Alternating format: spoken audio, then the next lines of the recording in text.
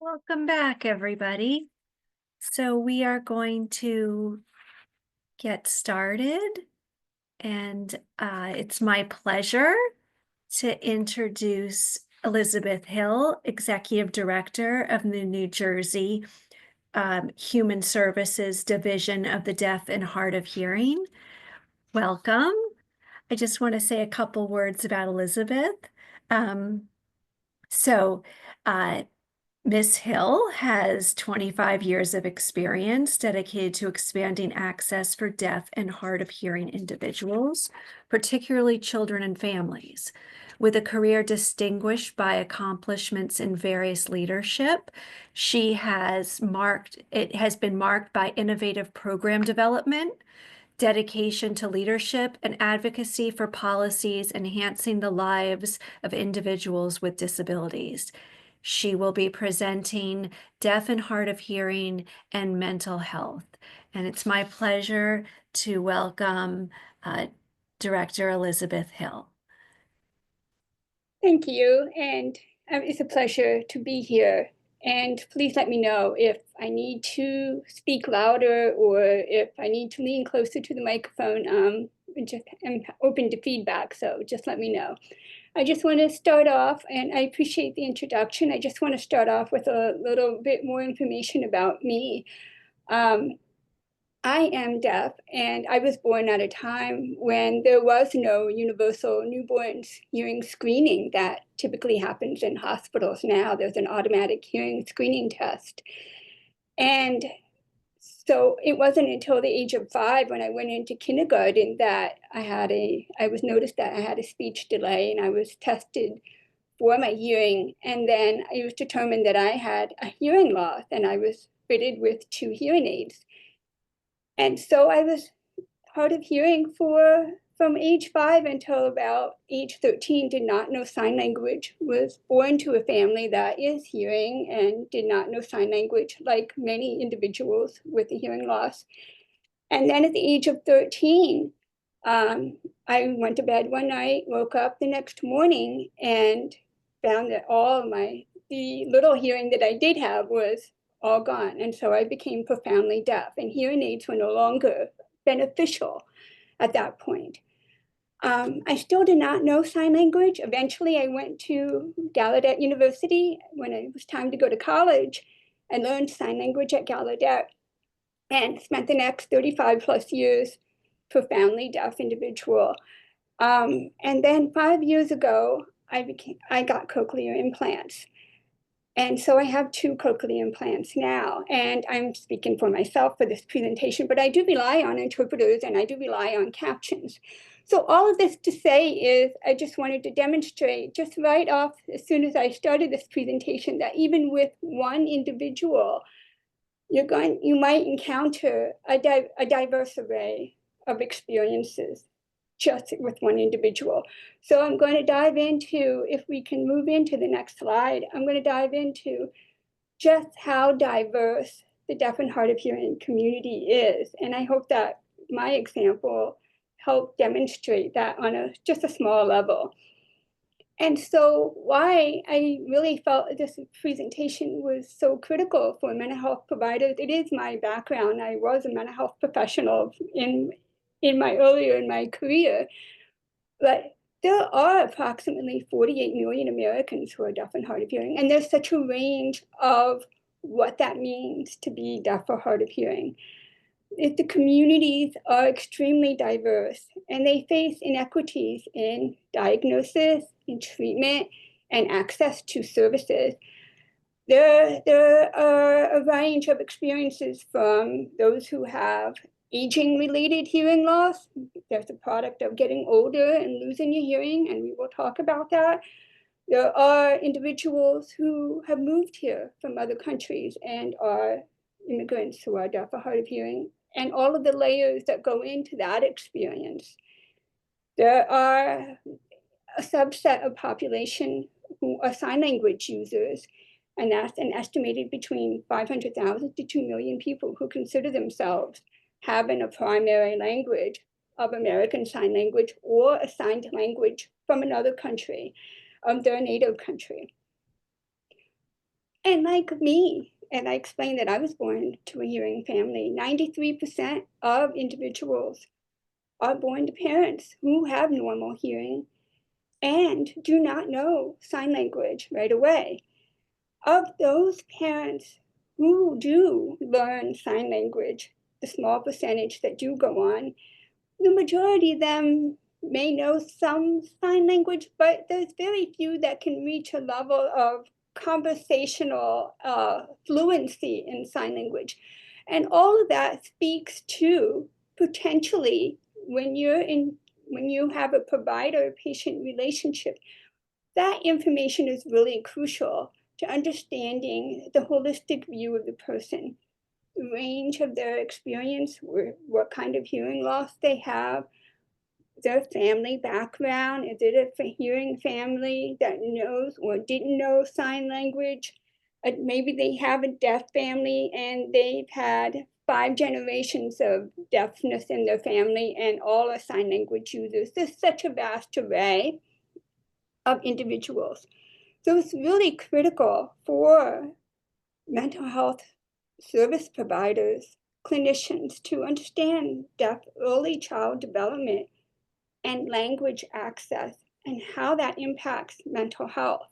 And understanding that there is no one experience that explains all deaf and hard of hearing. There's such a vast array of experiences, and every individual is going to be unique and present themselves unique differently. And there's going to be some ways that we might have to modify our approach with the individuals, and how we recognize our assessment process may need to be modified, understanding the relationship may need to be modified. And so we'll talk a little bit more about just some of the background and some of the experiences that we can cover in this presentation. So we'll go ahead to the next slide. So just to touch on some of the experiences. So for a certain segment of the population that identifies as deaf, often these are sign language users, they may identify as themselves as having a cultural and linguistic identity. They may identify as being part of deaf culture and having used sign language most of their life. It may be true that they come from a deaf family and might associate with a deaf school or go to deaf clubs and have a very active social life within the deaf community. Of that population, even that subset, there are variations within that. There are some who did not go to a deaf school and went to a regular, what they call a mainstream school, and that's important information. Of those who are sign language users, they may come from families that never learned sign language. And so you might have questions about how do they communicate with the family? What is their relationship with the family? What are the family dynamics? There are others who identify as hard of hearing. And within that, there is a range of individuals within that experience of being hard of hearing. There are people who struggle with being hard of hearing, may not fully identify with being in the hearing world or being in the deaf culture world. They might not identify with either. But there are others who have found identity through hearing loss groups and have been found amplification devices, hearing aids, and cochlear implants, and take great resource in that. So there's a range of experiences within the hard of hearing community, and they may be very comfortable with speaking in the spoken language, whether it's English or spoken language of the country they come from. They may be very comfortable with spoken and oral language, or they may not, depending on where on the spectrum they may fall within that experience. There are also those who may identify as deaf-blind. Within the deaf-blind community, there are those who use sign language, and for that, it might be a tactile experience where you have to get specialized interpreters who are familiar with tactile interpreting. But even within that community, there's a huge diversity of experiences. There are those who are deafblind as a product of getting older, who have some vision loss and hearing loss, and may not identify deafblindness as a cultural or linguistic identity. It may be more of a medical condition to be reckoned with in that experience. There are also individuals that we want to take into account, like a whole holistic view of this person. Consider the unique experiences of Black deaf individuals, or the unique experiences of deaf women of color, deaf people who may identify within the LGBTQIA group, or those who experience HIV/AIDS. And as I mentioned, immigrants who come here. New Jersey is an extremely diverse state, and so more likely than not, we'll have deaf individuals who come here from other countries, and all the layers that come with that, the language access, the cultural aspect, the feeling where they came from, what were the level of services and access in their home country versus accessing it here, and what does that look like?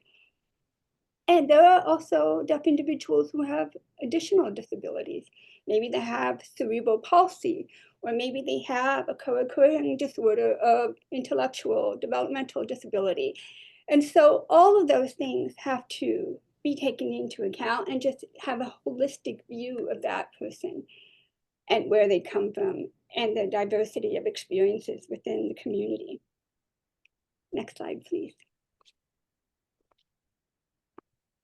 So for those who are sign language users, they may identify themselves within to be a part of deaf culture. For them, that's a cultural and linguistic identity. They have shared norms and values and experiences.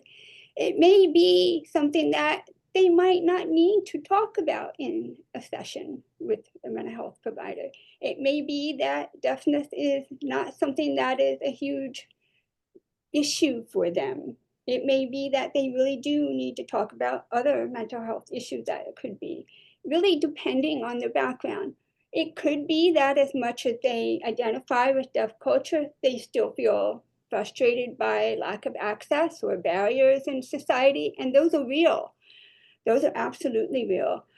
And so it's just really depending on their experience, but just having as a clinician some cultural and linguistic humility and understanding the diverse array of experiences even within those who identify with deaf culture.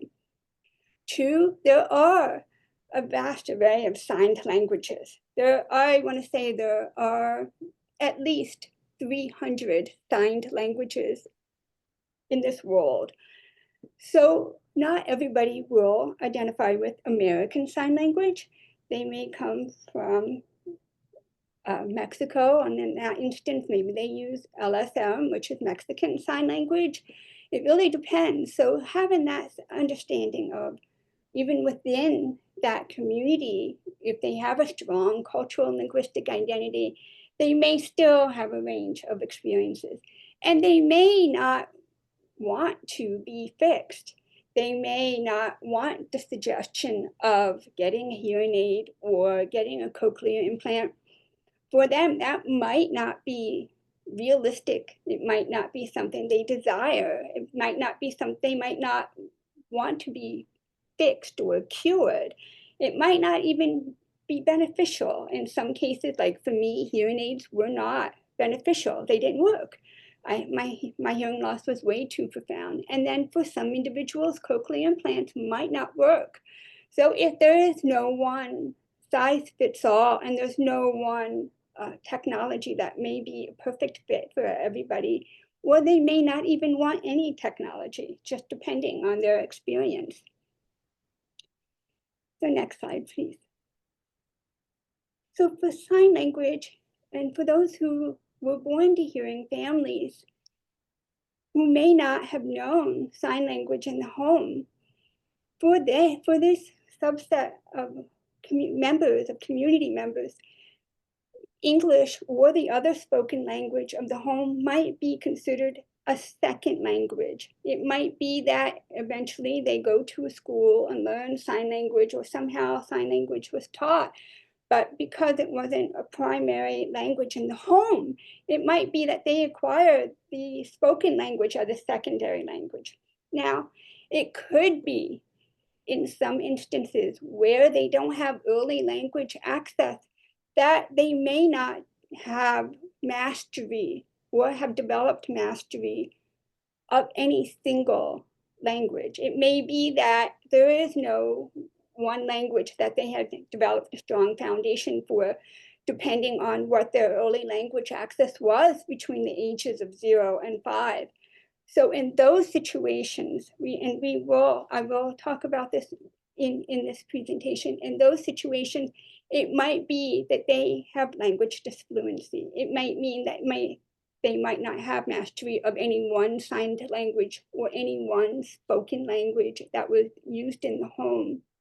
It might mean that they are using a combination of different things, whether it's home signs or gestures or their own sign language, or they picked up language a little bit later in their development and that impacted their language fluency. But that is something that really would be critical information for a clinician to have in mind when working with these individuals. It also needs to be said about lip reading. And for those who may not have a lot of exposure to working with deaf or hard of hearing individuals, you might wonder, well, can you lip read? There are some individuals who absolutely can lip read. I would say the vast majority of people would struggle with lip reading. And the average is that, particularly for the English language, it's usually for lip reading without any hearing assistance devices, really honestly with very little comprehension, about 30% comprehension. There are some excellent lip readers, but the vast majority will fall somewhere in between, and there are some who will not be able to lip read at all. Lip reading is very difficult. It can be affected by a variety of things. If you have experience asking a person, can you lip read? That's a very common phrase, and the person might understand you asking that, but once you get past that very common phrase and you get into a more complex conversation, the lip reading ability and the ability to decipher will go way down. And it is a very stressful thing to lip read. It can be affected by lighting. It can be affected by the influence of medication, by if you have facial hair, if you have an accent, if you don't speak very clearly, if the person's under psychosis, or if they're extremely depressed, or they have attention span issues. That will all affect lip reading even more, on top of the additional language access issues that I have been talking a little bit about here. Another thing to note would be that written notes, writing as a form of communication, is very tricky, in that it would be recommended to keep writing very brief, mostly because you want to be mindful of language access, and maybe the individual doesn't have fluency in English or another spoken language that is being used to write. And to be mindful that even if there is some brief written communication, that it might not be fully understood. So to have more complex conversations and to really develop a provider-patient relationship, to really think about how do we provide full communication, whether that's through language and whether or through amplification, because communication is really a whole picture and just depends on meeting that person's needs and what their communication preferences are. Next slide, please. So language deprivation is something that is a thing and is a topic that is discussed within the deaf and hard of hearing community. For individuals who are not exposed to consistent language access from the ages between 0 and 5, those critical early development years, it is very possible that that will impact their ability to develop language fluency in later life. And it does have impacts for their mental and emotional development. Two, it can be really tricky when you get into language disfluency, how it can mimic or it can even mask psychiatric symptoms. It's not uncommon, for example, for those who did not grow up with a strong language foundation or ability to master a language to display impoverished vocabularies, difficulty with time indicators. Maybe they'll have missing grammatical features in their language. And that can be really tricky in understanding whether that's indicative of, is that a psychiatric disorder, or is it just language disfluency, or does it overlap? Is it both? Did one influence the other? It really can be something that can be overlapping, can be one or the other, but it really takes some discernment in understanding. And it really can affect accurate diagnosis and treatment. And it's really critical to understand that when a person may not have full language access, what we think of as common knowledge, things that we think are commonly discussed, things that we should know the name of who the president is of the United States. That's when we try to orient for time, location, space. We might ask, like, who's the president of the United States? But even bringing that in might not be, number one, it might not be considered common knowledge if you don't have access to language every day. But two, there are some real linguistic and cultural translations of that. So if you have somebody interpreting for you and they sign the word president, they might interpret, the individual might not recognize or know that you're talking automatically about president of the United States. They might even reference that maybe it's the superintendent of the local deaf school, because it's the same sign that's used for that. So there are language issues to consider, even in interpretation, if you're having an interpreter there, and how you think about how that impacts that. And if they answer that, oh, if so-and-so's name is the superintendent of the deaf school, you might, it might not necessarily be indicative of not knowing the president of the United States, but that's their life experience and associating that sign with that answer. And so language disfluency can also be misunderstood as being cognitively challenged or having psychiatric disorders. It could absolutely also be a sign of those things. It could be both, but it could not.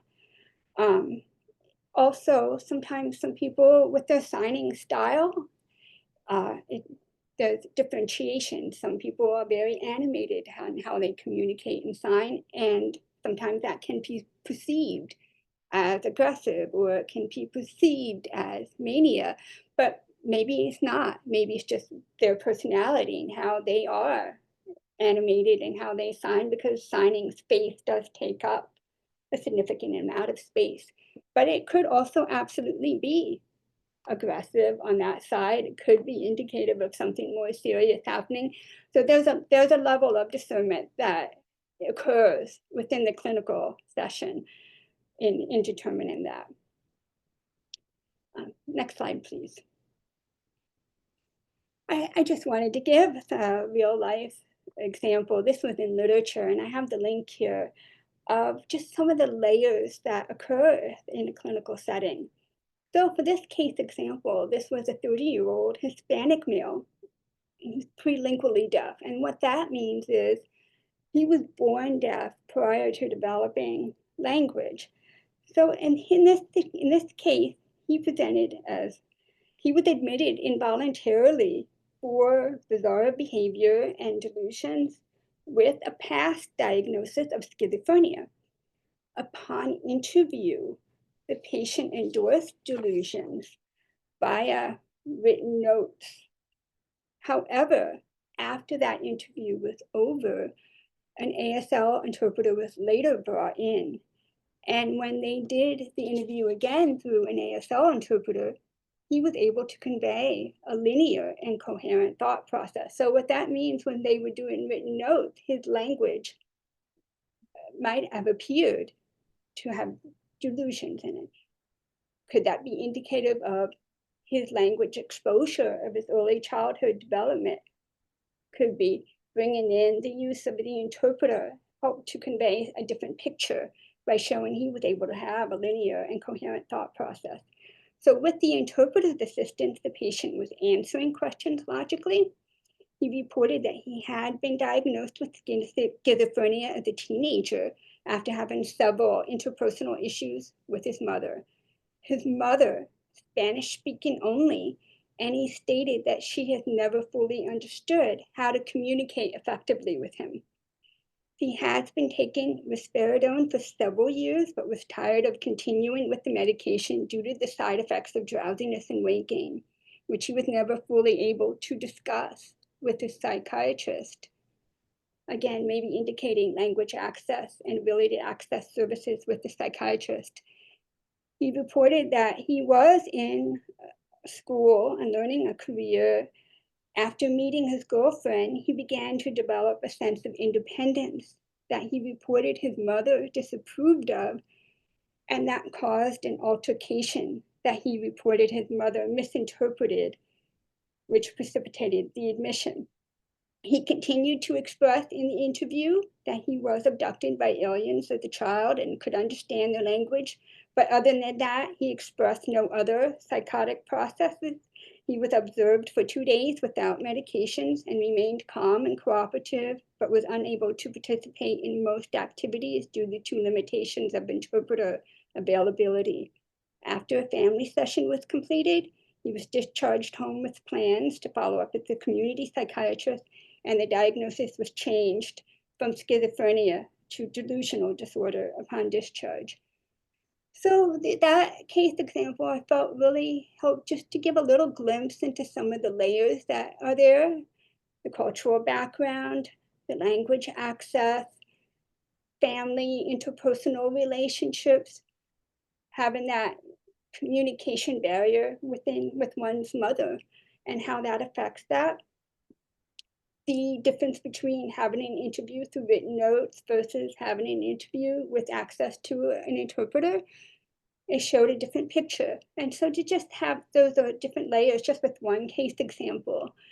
And I also just wanted to show you some resources that we have here for the Division of Deaf and Hard of Hearing. We developed a guidance for hospitals and healthcare providers, just some tips for understanding how to provide communication access, an individualized approach, how to communicate directly with the patient with the assistance of interpreters.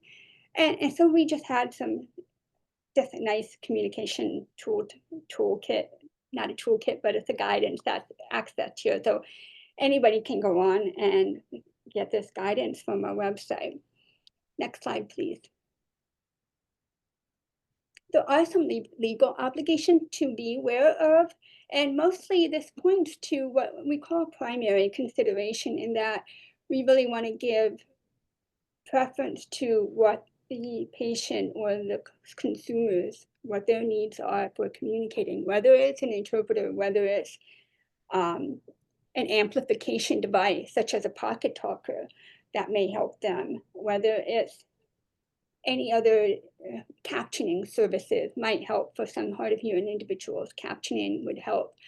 So giving primary consideration to their experience goes a long way.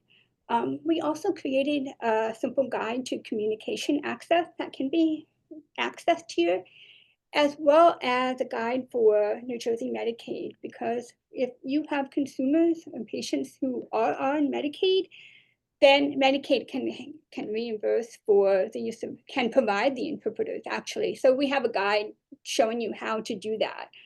And so that might be very helpful for you as well. Next slide, please. We want to consider the adapting our process, whether we're interfacing with those who use interpreters We may need to consider the additional language needs, not just having a hearing team of sign language interpreters. We might also consider the need for what we call certified deaf interpreters. And those are deaf individuals who are interpreters who have a wider skill range of being able to match a variety of language levels.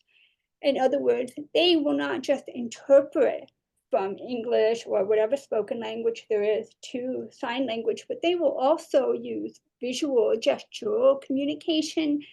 Uh, they will try to use props. They'll try to generate a picture of how to communicate. And that is so that we can meet different language levels where they might not have a strong mastery of any one language. So trying to use a certified deaf interpreter for particular consumers would be good practice. Adapting your intake and assessment process, it might take longer. You might have to schedule additional time to meet with the consumers. You might need to allow for additional time of interpretation. We might, in the case of consumers who don't use interpreters or who don't use sign language, even just taking a slower time, just speaking more clearly, rephrasing, making sure that they're comfortable with hearing you, eliminating background noise, making sure that we're not in a place with a lot of backlighting, just adapting the process. And then just considering connecting with other clinicians who are deaf and hard of hearing. I think you can Google, where are the deaf and hard of hearing clinicians? There's not many of us, but you can absolutely look them up and consider connecting with them. You could also consider calling the DDHH office and just asking for a little bit of basic technical assistance. And we're absolutely here for that. Next slide, please. I also want to get into a little bit more about hard of hearing adults. Within the hard of hearing community, there are a range of experiences. There are those who are hard of hearing. They may be familiar with deaf culture, but they don't identify with it. They may be feeling very empowered by the use of cochlear implants or hearing aids or whatever other assistive device that they use. There are some very connected hearing loss communities that are in place. There are others who may feel very overlooked in mental health settings or even society. They may feel like they don't belong anywhere. They don't feel like they are hard of hearing as an identity, or would be offended at the suggestion of learning sign language. Particularly for those who are acquiring hearing loss as a product of getting older, it might absolutely be a difficult transition for them and something that really could be discussed or part of the assessment process within the mental health setting. They may face increased risk of isolation, depression, and controversially, cognitive decline. And I say that controversially because there are simplistic slogans out there. Hearing loss causes dementia, hearing loss causes cognitive decline, with an asterisk. So if, for example, a person has been deaf their whole lives and they're very active within their community, they have a well-connected community and they're social and that's their identity, they're very proud of who they are, they may not be at risk of cognitive decline any more than anybody else just because they're deaf or hard of hearing. On the other hand, if a person is acquiring hearing loss over a period of time because of age or other issues, chemotherapy or other trauma that happened, it could be that the isolation, the depression, the anxiety, the being cut off from socialization could contribute to cognitive decline. It could also be misunderstood for cognitive decline. Having that discernment and understanding whether the isolation and depression is contributing to it, or if you're finding that you're repeating things or they're not understanding things. Could that be misunderstood for cognitive decline? There's that discernment and there's that overlap there. There is also a great deal of stigma. I wear glasses. I know a ton of people who think nothing of putting the glasses on. Oh, I need my readers. I need to look. I can barely see. That's a thing, right? I mean, that's been normalized to some extent. But for an individual to accept that they can't hear as well as they used to be suggested that they need hearing aids, that takes a process of acceptance and adjustment. And there's a great deal of stigma around that. The hearing loss has not been normalized as much as hearing aids, and compared to glasses have not been as normalized. So there's still a lot of stigma. There's still a lot of feeling around because I can't hear as well. Maybe I'm not as smart, or maybe I'm not as, worthy to be in this group. And just understanding that sense of pride as well, and accepting that they're having hearing loss and needing hearing aids, it just has not been as normalized or accepted yet. So there's a great deal of stigma still that could be talked about or addressed. Next slide, please. So some things to consider as well is that for those who are deaf or hard of hearing, no matter where they are in the realm of diversity and within the community, there may be difficulty in participating in group therapy, for example. Trying to get an interpreter to group therapy sessions is a whole other thing, whether it's trying to schedule them, but even trying to follow overlapping conversations is very difficult. For a person who's hard of hearing and using amplification devices or trying to follow captioning in a group therapy session can also be a challenge. So there are just some things to consider. Also, telehealth sessions, depending if you're a hard of hearing individual and you're trying to hear through a telehealth platform, sometimes the audio is not clear. Sometimes the audio is, as many of you might know, is very challenging. So it could depend. If they're already using amplification devices, if, for example, they have Bluetooth in their hearing aids or cochlear implants and they're connected to that within the platform, that could work. But for those who may not have that access, it can be very challenging. And telehealth platforms, it depends. And my personal experience with telehealth in just going to the medical providers, captioning is not always available. And so, yeah, just something to consider and be mindful of. There's also such a thing as listening fatigue. Even for those who do fairly well with cochlear implants and hearing aids, may hear fairly well in one-to-one, or if they don't have access to amplification and are trying to hear as much as possible, listening fatigue is where after a period of time, the brain, it starts to hurt. It starts to shut down. And it may be beneficial to consider adapting sessions, maybe shorter length, depending on what that person's feelings are about it, but it is something to recognize. It also can be why people isolate themselves and not participate in general society or participate with family members in gatherings, because it's very hard. It's very, very hard to, even if you can hear all the overlapping noises and the conversations, there's not the same level of ability to filter out background noise, overlapping noises as people with normal hearing can. And that can be misinterpreted as, oh, they're not interested, oh, they're antisocial, oh, they're just depressed. They could be depressed, but it could be because of the ability to not participate for extended periods of time. So it's just some of the discernment with that as well.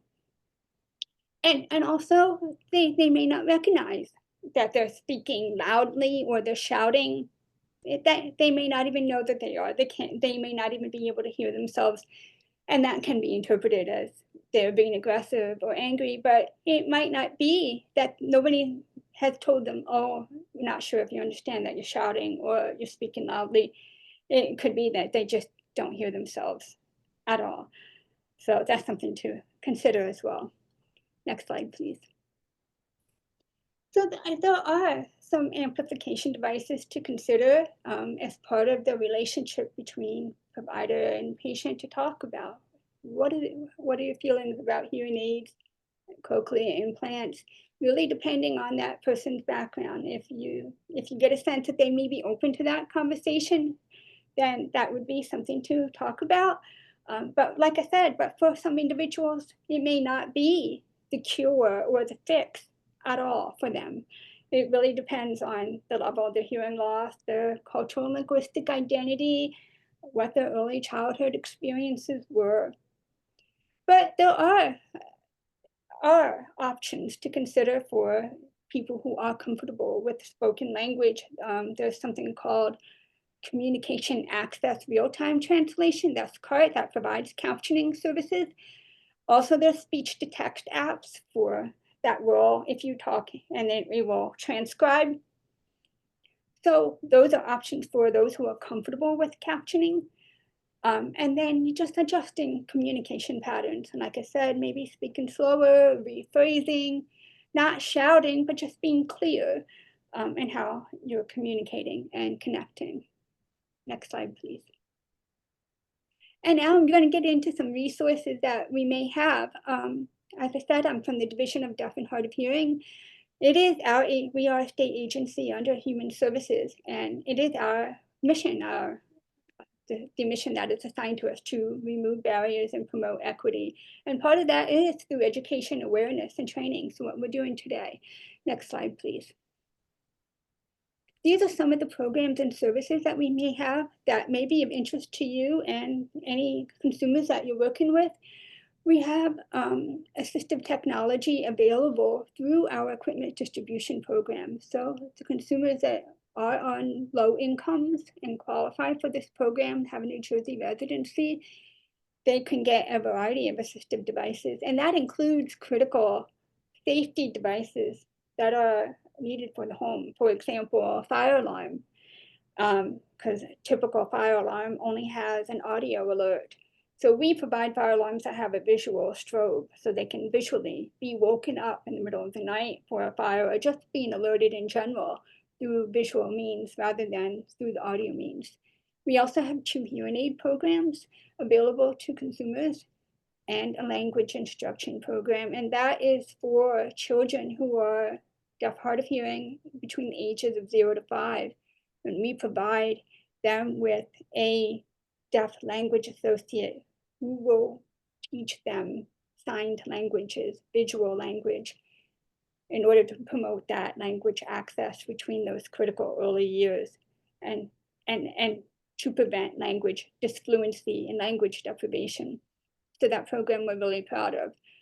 We also offer limited case management and advocacy, as well as communication access services. If you are in need of an interpreter or a communication access real-time translation CART provider, we can absolutely help you coordinate one. We have a directory of services. I'll show you on a future slide, but we also have community outreach and trainings, as well as information referral. So you can absolutely reach out to our office for any kind of technical assistance, just questions if you may have, we're here for you. Next slide, please. So the assistive technology through our equipment distribution program, we have some pictures here, and that includes a bed shaker that's like to wake up in the morning, but that device also connects to the fire alarm and carbon monoxide detectors. We have caption telephones and telephones that are have amplification ability as well for those who need the volume up. Next slide, please. These are some of the devices that we have that may be of interest to the consumers you work with, and as part of your relationship with consumers to connect them with resources. Next slide, please. We have 2 hearing aid programs. One is a free refurbished hearing aid. So for individuals who are 65 or older and meet income guidelines, they can qualify for free refurbished hearing aid through our partnership with Montclair State University. We also have another program, Hearing Aid Assistance for the Aged and Disabled, where individuals can purchase their own hearing aid and be eligible to receive a reimbursement of up to $500 per hearing aid, potentially getting $1,000 for the purchase of 2 hearing aids. Because we know that hearing healthcare recommends aiding both ears if you have hearing loss in both ears. And there are additional resources that are outside of our office for children as well, from Grace's Law and the Catastrophic Illness and Children's Relief Fund. Next slide, please. We have a language instruction program, as I mentioned. If you know of any consumers or families that have children who are deaf, absolutely reach out to our office. It's really critical that they receive services through visual language, signed languages, to give them a strong language foundation and mastery of a language, so that by the time they get to school age, they're in good place. This program is very popular. We have over 57 families now in our program. It's amazing. We're very proud of it, and we provide services in early childhood programs or in the home. So it's really unique to New Jersey, and it's something that can be accessed by any family member. It's free. Next slide, please. We offer case management and advocacy. This is typically for individuals who are experiencing barriers to programs and services within the state of New Jersey. So, for example, we receive a lot of calls around healthcare, getting access to healthcare services, and having healthcare providers understand what the legal obligations are and what accommodations should be made or could be made for their patients. That our office does a lot of work with healthcare providers and around education and awareness of how to connect with assistive technology, sign language interpreters. Maybe it's critical to use a certified deaf interpreter. We get a lot of calls from consumers themselves who ask us for our help in advocating with healthcare providers. That seems to be the number one thing for our office. But two, we also get a variety of calls across all things, whether it's other state programs that they need help accessing, whether they got a Social Security letter that's in English and they don't understand English because that's not their primary language. So we do a lot of translation of documents just through sign language, through a video phone actually, which is a device that we use to make telephone calls in sign language. And so that's very popular with our office. Consumers, we get a lot of repeat consumers who are very familiar with our advocacy and typically call for help. But healthcare seems to be the biggest thing. Sometimes educating legal services, lawyers who may not be familiar. Those are the top two, but also random things like my vet. He tried to explain to me what my pet needed and I didn't understand. Can you help us? Can you help with my vet and making him know that I need language access? So we do a lot of that. So feel free, if you are aware of situations that need further advocacy, just contact our office. Next slide, please. If you would like more information about how to connect with a sign language interpreter or with real-time captioning services, we have a directory of interpreters available on our website. That's the link there that can be clicked on. You can either connect with them directly or you can ask for help in coordinating them. Or if you just want more information in general about interpreter services or captioning services, we have a team here available for that. Next slide, please.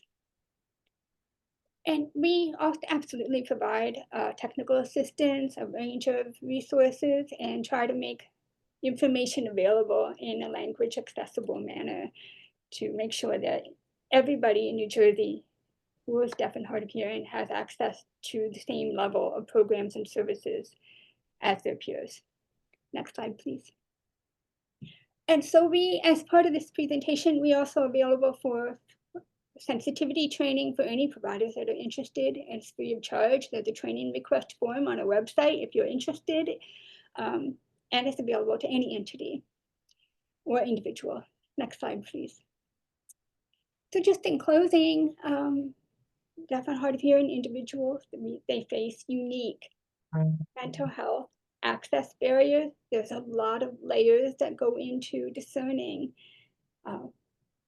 where this individual's journey is, where their family background is, what was their growing up, what is their language now, what are their communication needs, how do they identify, what are the family dynamics, what do they need to talk about in the session. So all of the things, there's a lot of discernment there. It's like an onion, all the layers that you take out, but they do face very unique challenges in accessing mental health just because the number of clinicians who are fluent in sign language is very small. So inevitably, getting mental health services through what's considered evidence-based practice, best practice to get direct communication in your language, in your native language, is very challenging to get. So what that means is they may see somebody who doesn't know sign language or is not familiar with this deaf and hard of hearing experience. And in the case of sign language, may have to get an interpreter, which you're bringing a third person into that dynamic. And that absolutely has implications, right? You're talking about how did that relationship change? How did that feel in the room having that person there? And even thinking about the dynamics of scheduling that third person and thinking critically about wanting to have the sense of trust and confidentiality in, and what that means is you might want to consider having the same interpreter each time to develop that relationship, right? And to develop that ability to communicate. You're sharing the same vocabulary. The interpreter knows where your angle is. The interpreter knows what you're trying to accomplish in a session. The interpreter knows the background. There's a lot of considerations when you're bringing in that third person. So there are a lot of challenges for the community, deaf and hard of hearing community, and even accessing mental health services that maybe not be front and center for other people. And just having a sense of cultural humility and awareness that hearing loss is part of that person's journey. And having language access is really critical. And we here at the Division of Deaf and Hard of Hearing, we're here and available to answer any questions you may have. Next slide, please. And this is our contact information. If there's any questions, I'm available. I'll stay on for a few minutes, but it was a pleasure talking to you today. Elizabeth, thank you so much. I'm learning so much today, and I just feel like I learned so much from your presentation. I hate to, it makes me feel, it doesn't make me feel good that I don't know all of this, but it makes me feel much better now that I've heard from you, and I can reference all of your resources. This is really fantastic. I just want to make sure we have a couple minutes for questions. So, Yeah. So lots of people have been saying that this is your presentation is wonderful and it's good to know, very helpful. Shelley asks, aren't there specific requirements for interpreters in legal cases and courtrooms? Yes, New Jersey does have their own coordination of interpreters for the New Jersey court system, and we are very fortunate to have that. I will say there are challenges with getting interpreters who are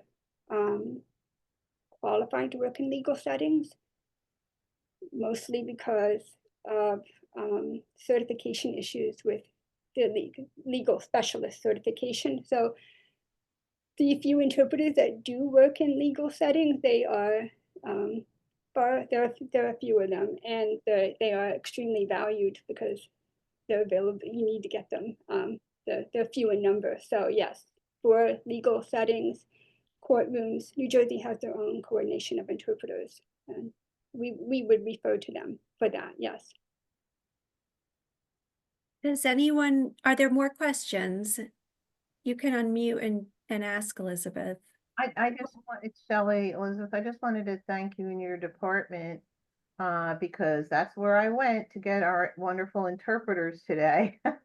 And they were so helpful in guiding us and getting these two wonderful people today. So we're a real life example of how well that service works. Yeah, absolutely. It's yeah, we are absolutely here and available for anybody that needs technical assistance. If there's no such thing as, shouldn't ask that question, ask the question. That's what we're here for. That's our mission, to provide education and awareness to do that. So any questions that you might have around how to get interpreters, need help, where do I even start? Like, absolutely. And if we get a question about interpreters for courtrooms, we would give you the contact person for that. But yeah, that's what we're here for. So Delmy has a question in the chat, and she asks, well, she says, first of all, this was an informative presentation. Also, you mentioned how telehealth and other digital tools can be hard for members of the deaf community to use, especially when captions are missing or providers don't know sign language. Do you think that training in basic sign language or working with interpreters be a standard part of mental health education and practice? So I think your question has a couple of layers, and I really appreciate your question. So for telehealth, it is challenging just because the platforms are unique to the medical entity or the medical provider. And so, for instance, my medical provider uses BlueJeans, and I've not had captioning enabled on BlueJeans, but maybe it's possible, right? But it just depends on the medical provider's knowledge of how to use captioning on that platform. It's depending on that. It's depending on the platform's capability as well. Do they have those things as part of their tools in there? And so there's a lot of layers to that. I've had to use my own personal, I don't know where my iPhone is, it's usually out, but I've had my iPhone with me all the time because I use a live transcription tool in my phone. But again, a lot of individuals may not have the luxury of having an iPhone, and that's something to consider as well. Or even what I spoke to in terms of having mastery of a language enough to be able to benefit from captions. Two, the telehealth audio I've found is not optimal. It's not really the best. I always I love using Zoom because I think Zoom's captions and Zoom's audio is the best for me, but every individual is different and their preferences are different. For your question about sign language, I think that's such a great question. It has so many layers to it. I think learning basic sign language in itself, for an individual that knows sign language, is a sign of like you're trying to develop that rapport with the person. You're showing respect and cultural and linguistic humility with them. And it takes, I think, just having that basic rapport and trust. It's always nice to learn a few basic signs. Hi, how are you? Thank you, you're welcome. Those are nice. Those are always nice gestures to use. That's so nice to have. For purposes of assessment, diagnosis, for purposes of having a mental health, having a session, basic sign language, it takes a long time to really become fluent in a level of sign language to be able to have a more complex interaction. And so on the other hand, we do have a shortage of clinicians who are fluent in sign language. So we would love the more clinicians who are willing to take the time and the intensive training that goes into learning a language, just like you would for learning Spanish or Italian. It takes dedication and practice, and the more clinicians that are available to provide direct services, the better. That is really best practice. It just takes that dedication and commitment to learning a language. So there's a range, right? Offering gestures as a sign of respect and trying to develop that connection. Or do you want to learn a language to the extent where you can provide direct services? And the more we absolutely need more clinicians to be able to do that. So I hope that answered your question. Right. I She also- says thank you. Yeah. Elizabeth, I also see Sari Brewer's comment, and I just wanted to give a shout out to her at Access, because they provide mental health services for deaf and hard of hearing people, and they have signing therapists, and their information is on our DDHH website. So thank you, Sari, for your. Yeah, that's a wonderful resource. Thank you. It's good. I'm learning again something new, so this is great. I think somebody else had a question. hi Elizabeth, it's Melissa Fleming. Thanks again for all the great information. Definitely great resources. I did have a question. If you said about your own personal device that it's a what's it do? The interpretation live, or how something you had on your own phone, but it's an iPhone. Yeah, so let me Okay. clarify. So as I explained when I began the presentation, I have a very unique experience as a deaf individual, right? Yes. Like I was diagnosed hard of hearing first at age 5. I was hard of hearing for most of my life. I lost my hearing at age 13. So I developed a language foundation, and I'm able to speak to you today. So for me, I'm able to access, because I learned sign language in college, I'm able to access both sign language and captions. I can access. Okay. So for me, and right now, for instance, I see the interpreter on the screen, but I'm also using the captions. What I was saying for telehealth, because the different medical organizations have different platforms that captions sometimes are not enabled, I use a live transcription device that offers captioning on my iPhone, right? So that's what I do, but that's just something that I can do that benefits me. Not every patient or every consumer will be able to do that, depending, Right. like you said, the range of experiences and the range of language mastery.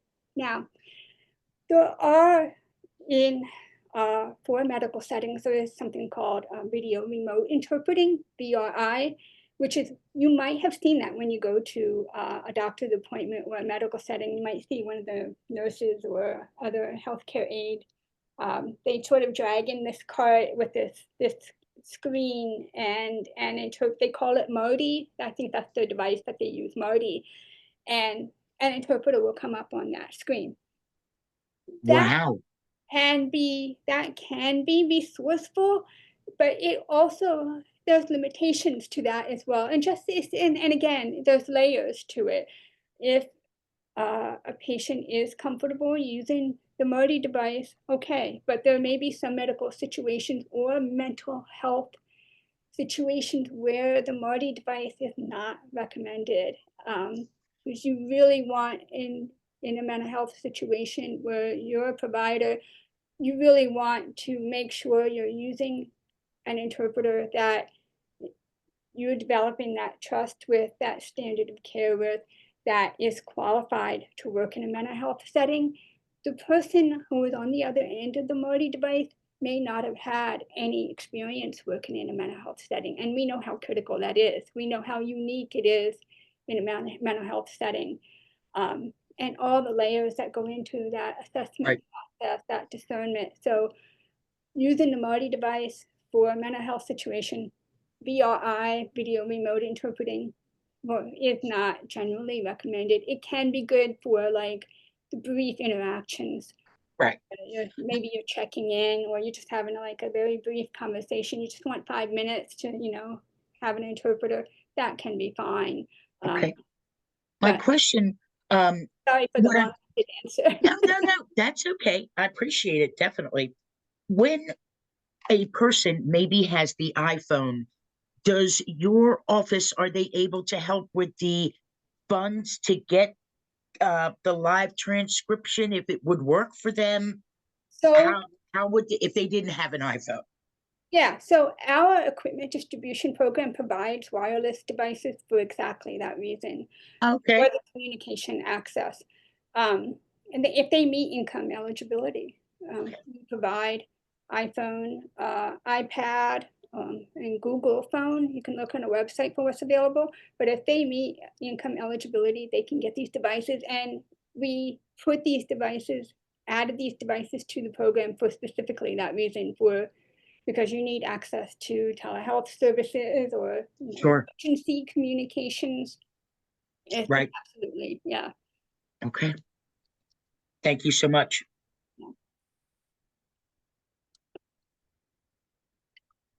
Does anyone else have a question? This is so informative. I'm getting lots of feedback that it's very helpful.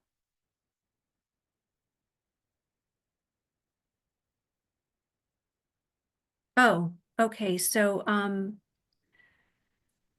in the chat, the VRI interpreters in hospitals, as you mentioned, Liz, has quite few limitations. It relies on Wi-Fi in most hospitals, especially where the exam rooms are, don't always have best Wi-Fi connectivity. In my capacity with domestic violence, sexual violence survivors, the forensics exams from nurses rely on VRI interpreters and have received comments they prefer in-person ASL interpreters for those exams.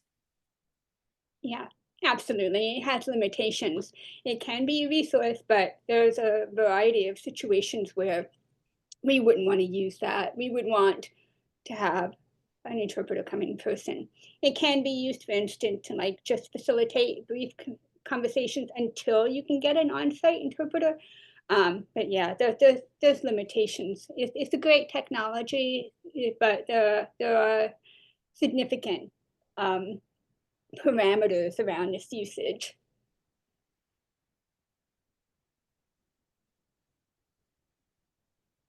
Any other questions? Otherwise, thank you for your time today. Yeah, thank you so much. Thank you so much. I will let people, we have the contact information and you've shared all your resources. So I'm sure that we'll be getting in touch. I know we'll be getting in touch with you, but maybe others will as well. And I just can't thank you enough for this valuable information and all of the resources. It's so helpful. Thank you. I you. appreciate it. It was an honor today. And thank you so much for having me. Thank you. Thank you.